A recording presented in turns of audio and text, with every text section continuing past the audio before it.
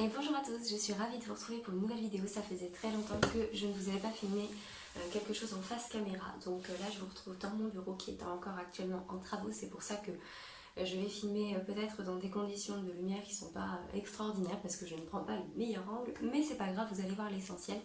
Aujourd'hui je vais vous présenter comment je fabrique mes pochettes de manipulation pour faire des fiches lecture. Donc je vais vous montrer tout de suite l'exemple du petit chaperon rouge que j'ai présenté à Noan pour tester, pour voir si le fichier pouvait disons, le motiver à faire des choses avec moi autour de la lecture, de façon à pouvoir travailler tout simplement les livres, les textes qui lui plaisent. Donc du coup, on a eu à travailler le petit chaperon rouge. Donc j'ai pris une pochette qui est noire, comme vous pouvez le constater, qui à la base en fait est la pochette dans laquelle j'avais un de mes clichés d'une de nos séances photo, de notre séance photo pardon, en famille. Donc c'est du matériel que j'ai eu gratuitement entre guillemets puisque j'ai quand même payé mes clichés, donc voilà, mais pour de la photo à la base. Donc ça s'ouvre comme ça, il y a un rabat et en fait à l'intérieur moi je l'ai complètement retravaillé pour créer une fiche de lecture à manipuler, plus connue sous le nom de Lapbook. Vous pouvez en faire non pas que pour faire des fiches de lecture, mais en fait c'est le système d'avoir toujours des petits volets avec des informations. Sur les volets on fait apparaître des questions ou des informations suivant ce qu'on veut travailler comme sujet. Et donc du coup en fait j'ai tout créé à base de Scratch pour que Noan puisse manipuler. Donc là il y avait la partie avec le fait de remettre en place les images de la séquence de l'histoire. Donc ça c'est un fichier que j'ai trouvé chez une maîtresse. Et ensuite, moi, j'ai créé ici en fait des cartes de nomenclature. Je vous mettrai en barre d'infos le lien vers le site sur lequel je crée mes cartes de nomenclature, qui est très pratique.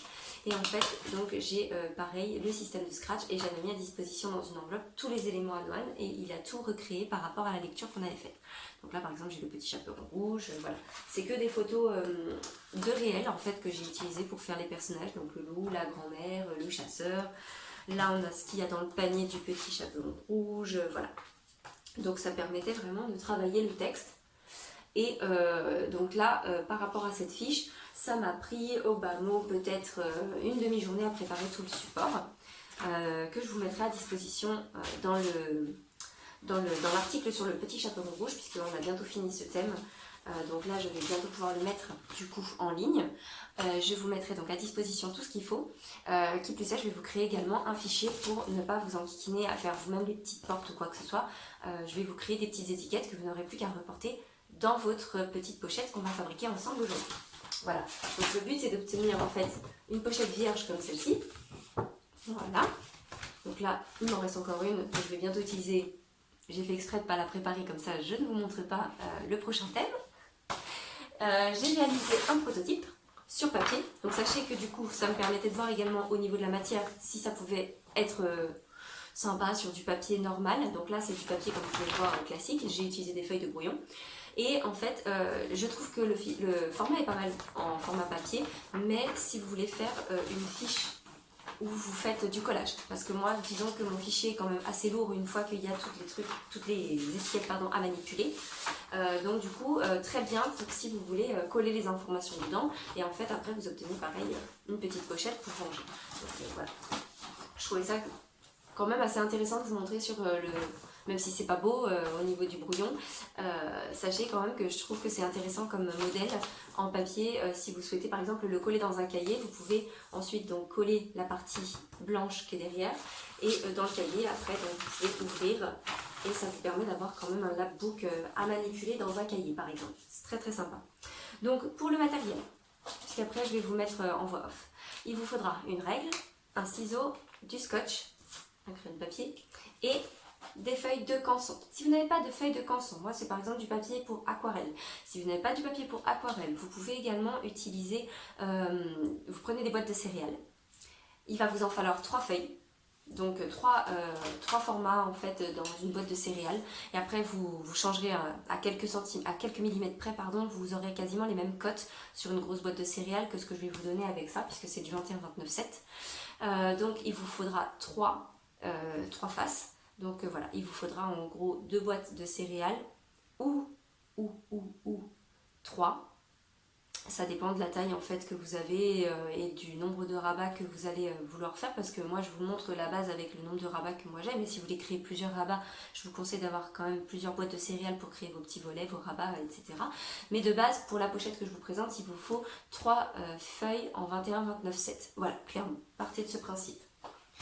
Donc je vais vous mettre en voix off avec le tuto pour la pochette et je vous retrouve après.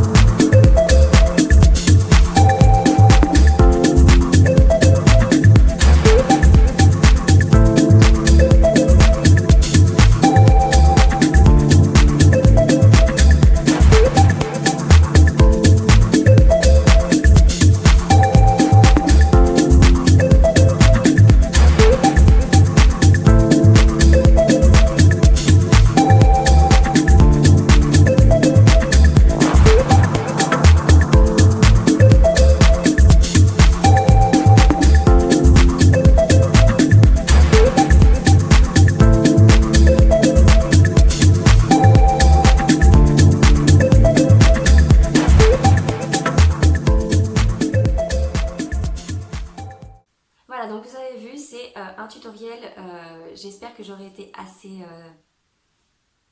concise, on va dire, dans la façon de le faire. C'est quand même assez simple. N'oubliez pas que du papier comme celui-ci, c'est très souple, donc vous n'aurez pas forcément à réajuster les bords, etc. Peut-être qu'avec le canson, moi ça a été mon cas, j'ai dû retirer des, voilà, 1 ou 2 mm par-ci par-là pour que ça se plie bien, que ce soit plus souple, etc. Donc n'hésitez pas à retravailler à quelques millimètres près, des fois ça joue et ça permet d'avoir une pochette beaucoup plus souple, n'hésitez pas à le faire. Il vous restera normalement 2 petits carrés comme ça en canson, donc ne les jetez surtout pas, ça peut être très pratique. Je vous disais tout à l'heure, par exemple, si vous voulez créer à l'intérieur des petits rabats dans votre pochette, vous allez pouvoir éventuellement, vous voyez, rajouter des petits rabats. Voilà, ça vous fera déjà des petits volets à rajouter éventuellement. Là, vous voyez, vous pouvez en rajouter un puisqu'en fait, il a été taillé, vous l'avez vu tout à l'heure dans cette bande. Donc, il fait la même largeur. Vous pouvez créer un nouveau volet, par exemple ici. Donc, ce qui fait que vous auriez quelque chose qui serait encore plus mobile avec plus d'options. Voilà. Donc, ne jetez rien. Rien ne se jette dans ce tuto. L'avantage, c'est que vraiment, il n'y a pas de perte au niveau du matériel. Vous allez pouvoir exploiter à fond votre feuille. Ensuite, par rapport à ça, moi je sais que voilà, je vous ai présenté ça sur du canson blanc, vous pouvez le faire dans n'importe quelle matière canson.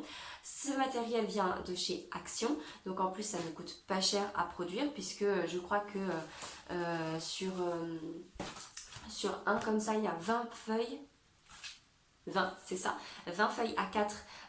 Donc du coup ça revient vraiment à pas très cher puisque je crois que il revient à peut-être 2,90, quelque chose comme ça, celui-là de... Je veux vraiment pas vous dire de bêtises parce que avec le confinement ça fait plusieurs semaines que je suis pas allée chez Action racheter du matériel, mais voilà, c'est moins de 4 €, c'est sur le papier canson clairement voilà, ça vous permet avec 20, vous avez vu il en faut 3 pour faire un tuto, donc vous avez déjà de quoi en faire 6 pochettes dans une seule. Donc voilà, c'est quand même pratique. Après, vous pouvez également adapter avec un plus petit format. Moi, je sais que par exemple, mes pochettes de photos, j'ai la version également qui contenait du 10×15. Donc voilà, vous pouvez tout à fait adapter. Vous avez vu, c'est très très simple. À chaque fois, il faut partir du principe qu'il vous faut 3 feuilles. Peu importe finalement la taille que vous allez utiliser, ces 3 feuilles avec le concept en fait à chaque fois de reprendre les cotes et puis de pouvoir les assembler au final. Voilà, tout bêtement. Donc j'espère que ce petit tuto vous aura plu. Vous retrouvez en barre d'infos les liens vers l'article du petit chaperon rouge. En tout cas pour retrouver le fichier avec les petites cartes de nomenclature, etc. si vous souhaitez les imprimer chez vous. Et moi je vous dis à très bientôt. Et encore désolée pour cette lumière. Ce qui compte c'est que vous ayez vu le tuto et que vous ayez vu l'essentiel. Et je vous dis à très bientôt.